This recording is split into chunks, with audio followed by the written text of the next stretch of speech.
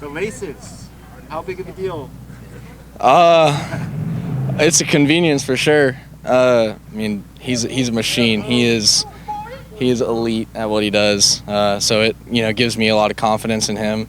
When I get back there, it's not like am I gonna be seeing a ball spin while I'm kicking?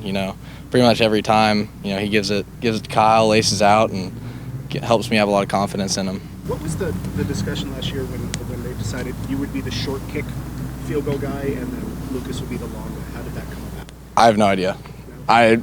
They gave me an opportunity in practice, kicked well, and they said, here's the situation. I was like, all right, well, this is what it is. I'm going to do what I can with it, do the best I can. And Is there something different about the kicks when you get past a certain distance that you have to change form? No, not at all. Really, we try and treat every kick the same. So whether I'm, back at 60 plus or 20-yard PAT, I mean, I'm kicking everything the exact same. So, whatever the decision was, I'm not sure, but, ran with it and had a successful year. Knowing that you are in all likelihood going to be the guy who does all the field goals and the kickoffs, what have you done to prepare for that? Man, really just staying the course. Understanding, okay, now I've got Lucas, who was phenomenal, unbelievable leg strength, a guy who I had to chase. Understanding that just because he's gone, I can't back off and be, I'm comfortable now. Understanding there's always opportunity for them to bring someone in. So staying on my game, focusing on the little things, really honing in on my craft even more now. Trying to beat myself every day. I'd say that's the biggest thing now. You have not missed a kick in a game, if I'm not mistaken, right? Is that something you think about? Does that give you confidence heading into next season? Yeah, a little bit. It's kind of a cool thing to be like, went 12 for 12. However, it is always next kick. So, that's one of the biggest things I work on is okay, I made it. Cool, whatever. Got to make the next one. Miss, cool, whatever. Got to make the next one. But at the end of the season, it was kind of a cool thing. Oh man, I got opportunity to finish 100%. But it's not something that I step out on the field and think about. Sure. We kind of became used to every touchback or every kickoff being a touchback, or almost everyone with Lucas. Do you think you can replicate that? Yeah, totally.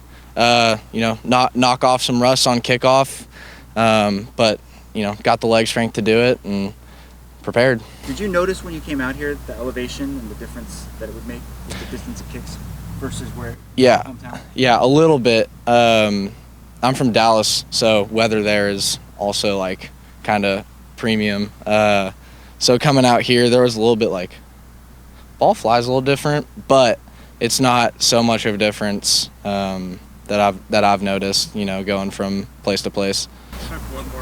Is Kyle been your holder? In spring ball, yes. Was he the holder last season? No. Who was the holder? Oh, it was Jacob Meeker Hackett. Is Kyle going to be the holder, do you think? I have no idea. Whoever it is, I mean, they're going to do a good job. Kyle's done, phenomenal for me so far in spring ball, and I've got confidence in him. And so just, ratcheting it down on that, keep getting reps with him. I'm excited. For Kyle. So last season, you had a pretty big year being all-conference. How do you improve upon that? What's something that you're working on? Yeah, so last year, you're right, I did have an all-conference season, and that's definitely something to be happy about, but that's not something I want to be satisfied with. I definitely look at every single punt after every single game and see things I could have done better, seeing things I could have improved on to have even a better year. So what I'm doing right now this spring, this off season, is working on a few technique things to be able to improve not only with my consistency, but to improve with my mental game as well, to be able to bring that into the fall camp, into the fall season, and be able to have 2 back-to-back strong years. What's one thing specifically that you're really trying to focus on in that regard? So for a regular punt, so just left to right punt, turnover, one thing I'm trying to focus on right now is keeping my hips a little bit more forward when I punt, because last season I got a little bit into the tendency of getting the ball off so fast that I would come forward with my chest over my toes, and I'd have a little bit lower hang time. Not terribly low, but I can hit the ball up 5.2, 5.3 when I keep my hips forward. So that's something I'm working on right now to bring that into the game. Did you speed things up because you guys were having some issues with the protection? I mean, you want to be as fast as you can at all times. There's nothing with the protection that is going to cause me as a person or a punter to change what I do, because as far as I'm concerned, it's just Seth and I out there whenever I punt. You don't focus on anybody else.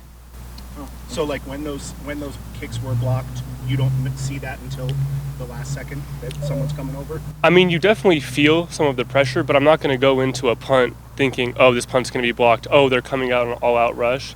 The only person I think of is Seth getting me the ball, and I see the ball go into my hands, and then I punt it from there. If it gets blocked, it gets blocked, but that's not something that I necessarily think about. I don't look for pressure. I'm focused on the punt only.